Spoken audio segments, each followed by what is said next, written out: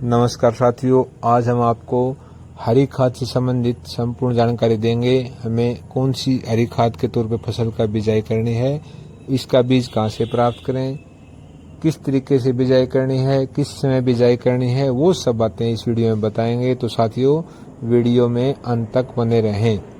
साथियों, आप वीडियो में जो देख रहे हैं ये है डैचे की फसल। साथियों, हमने हरी खाद के तौर पे डैचे की फसल की बिजाई की है।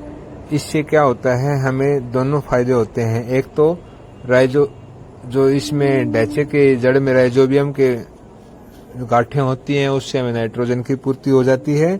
वह इसके तने से व पत्तों से कार्बन की प्रतिशत बढ़ता है। वह पोषक और भी काफी पोषक तत्व हमारी जमीन को मिलते हैं। तो इसके लिए हमें डैचे की बिजाई करनी चाहिए। यह उत्तम है हरी खाद के तौर पे।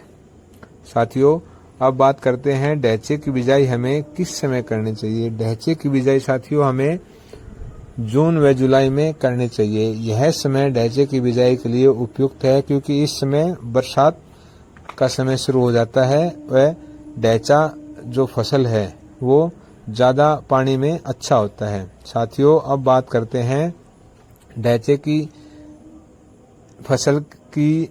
अगर हम बिजाई करते हैं हरी खाद के तौर पे, तो उसके लिए हमें कम से कम 10 से 15 केजी बीज का छिड़काव 1 एकड़ में करना चाहिए। साथियों, अब बात करते हैं बीज हम कहां से प्राप्त करें। तो बीज साथियों आप अपने कृषि विभाग से प्राप्त कर सकते हैं। हमने हरियाणा कृषि विभाग से बीज प्राप्त किया है, और हर राज्य की सरकार बीज सब्सिडी पे उपलब्ध कराती है, बहुत ही कम दाम पे। अगर आपको सब्सिडी में नहीं मिलता है तो आप बीज भंडार की दुकान से बीज प्राप्त कर सकते हैं। तो साथियों, अब बात करते हैं बिजाई के तरीके की। तो बिजाई के 2 तरीके हैं। एक आप वीडियो में देखा छिड़काव विधि से, वह दूसरा तरीका है सीड ड्रिल विधि से।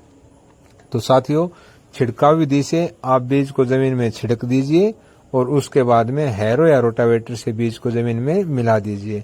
वह दूसरा तरीका है सीड ड्रिल विधि का। इस विधि से भी आप बीज की बिजाई कर सकते हैं। दोनों विधियां बहुत अच्छी हैं, और दोनों ही विधियों में बीज का जो जर्मिनेशन है बहुत अच्छा होता है। दोनों में बहुत ही अच्छा जर्मिनेशन होता है, और किसी में भी ऐसा नहीं है कि बीज का जर्मिनेशन कम होता है। साथियों, अब बात करते हैं हमें डैचे की फसल में कितने समय बाद पानी देना है। तो साथियों, अगर हम डैचे की फसल जून या जुलाई में बोते हैं तो हम इसमें पानी देने की आवश्यकता नहीं होती, क्योंकि इस समय बरसात अच्छी होती है। साथियों, आप जो जड़ों में देख रहे हैं ये है राइजोबियम की गांठें। ये जो गांठें हैं, ये जो वायुमंडल में नाइट्रोजन है उसको अवशोषित करके और हमारी जमीन को या पौधों को उस फॉर्म में देती हैं जिस फॉर्म में पौधे नाइट्रोजन को ग्रहण कर सकते हैं। तो आप देख पा रहे हैं गांठें काफी बड़ी बड़ी हैं, और इससे हमें नाइट्रोजन का बहुत ही भरपूर भंडार मान सकते हैं इन गांठों को। इससे हम जमीन में नाइट्रोजन की पूर्ति कर सकते हैं। साथियों, अगर हमारी जमीन में नाइट्रोजन की पूर्ति हो जाएगी तो जो हम फसल में यूरिया डीएपी डालते हैं उससे हमारा छुटकारा हो जाएगा।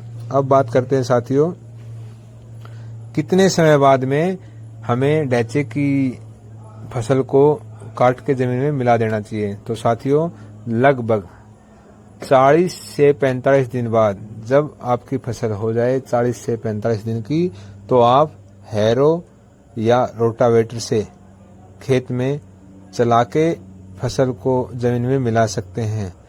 अगर आपकी फसल 40 से 45 दिन से ऊपर की हो जाती है तो आपको फिर फसल को जमीन में मिलाने में काफी परेशानियों का सामना करना पड़ सकता है। इसलिए